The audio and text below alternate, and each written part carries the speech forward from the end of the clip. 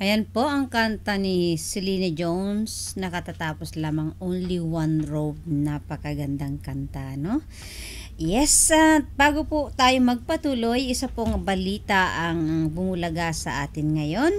Balita ang ibang bansa ay yan po sa Paris, ang flash report po ay umabot na ng 118 ang patay na nasagap natin sa sa terrorist attack ng ISIS po kaninang madaling araw sa siyudad ng France, sa Paris po ito. Nakakalungkot pong isipin, pero sa ngayon po ay tayo medyo na-relief naman dahil wala pa pong kababayan na naitala na kasama dito sa sa na suicide bombing na ito. Ano ba ang ipinaglalaban ng ating mga kababayan ng ibang hindi natin maisip kung ano talaga ang kanilang layunin sa mga ginagawa nila, na kahit yung mga walang muwang or walang kamalay-malay ay nadadamay sa kanilang mga ipinaglalaban na kung ano man yon, and hopefully ay ay masugpo ang mga ganitong pangyayari, and lalo na Christmas na, sana love and peace na lang and of course sa balitang Pilipinas naman po tayo. Ngayon po ang pamahalaan ng Pilipinas ay nagdeklara na po ng total gun ban dahil po sa pagbisita or isasagawang APEC delegation sa Pilipinas po sa 17, 18, 19 and 20 po yan. Ayan, sinuspindi po muna ng Philippine National Police ang permit to carry firearms outside of residence. Ayan po, Metro Manila mula November 16 hanggang 20 po yan, upang tiyakin ang seguridad sa panahong ang Asia Pacific Economic Cooperation or Summit po yan ay habang sila po ay may delegation sa ating bansa. Ayan.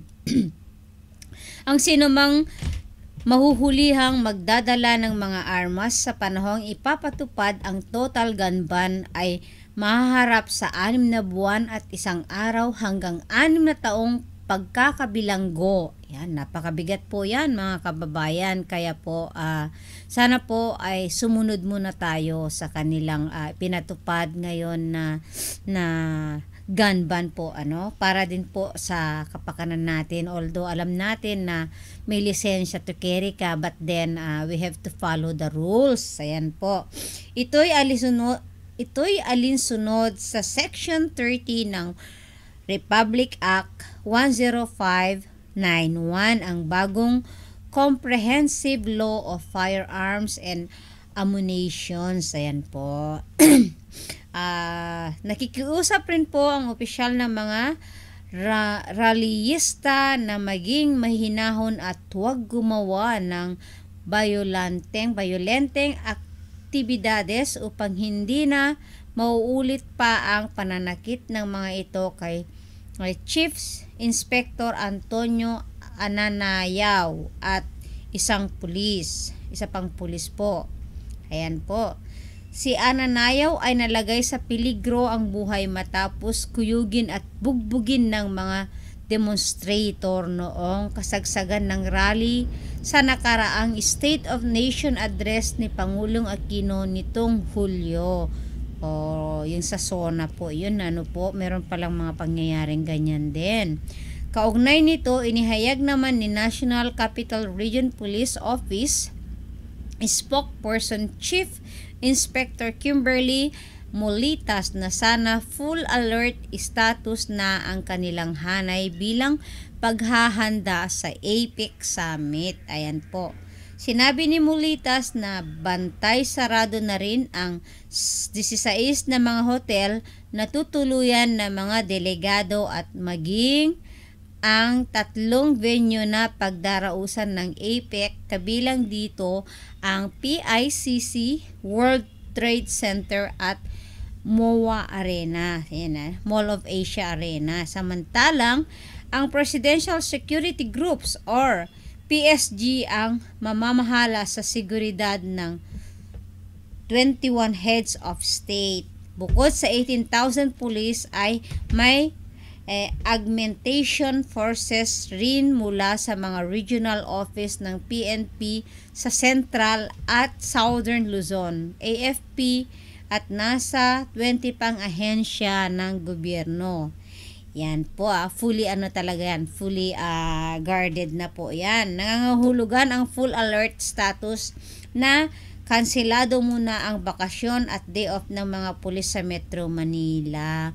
Tama lang po yung gagawin ng ating gobyerno dahil alam naman po natin na isa sa pinakamalaki itong delegation na ito. Diba? Imaginein mo na 21 na head ng iba't ibang bansa po ang dadalo sa APEC state no?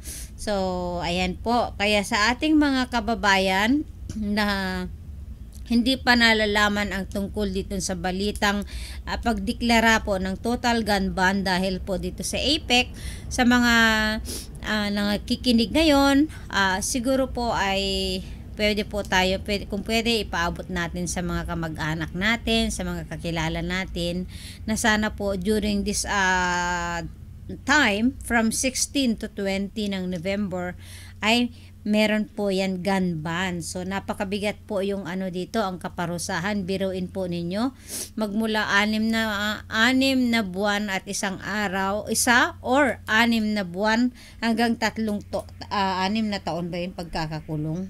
Yan napakabigat yan. Alalahanin po ninyo, ang pagsisisi ay palaging nasa huli, kaya we have to beware po. Excuse me. Ayan po yung ating balita regarding the APEC. Ayan.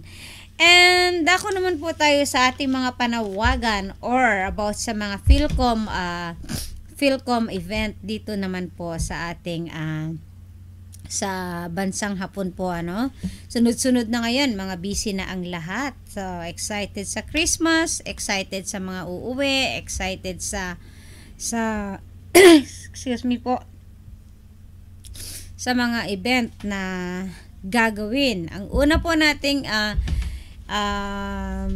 event na i-announce ngayon ay ang first Philcom Sports Festival na sponsor po yan ng OWA Polo Japan po. Yan. Gaganapin po sa kauna-unahang pagkakataon ang first Philcom Sports Festival na tatampukan ng iba't ibang Filipino organization dito sa Japan at itataguyod naman ng OWA Polo Tokyo sa darating na November 29 this year mula alas 9 ng umaga hanggang alas 5 ng hapon sa Nanzai Elementary School, Moto Azabu, Minato ko. Excuse me po.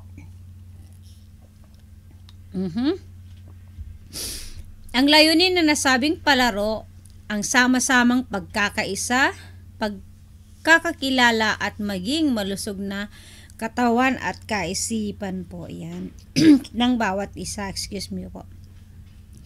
Okay, para sa karagdagang kaalaman or informasyon, tumawag lamang po sa opisina ng OWA or Polo po. Ayan po ang ating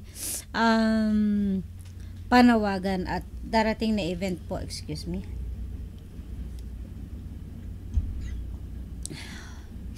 Okay, tayo naman po ay magbibigay muna ng isang awitin para po sa inyong lahat.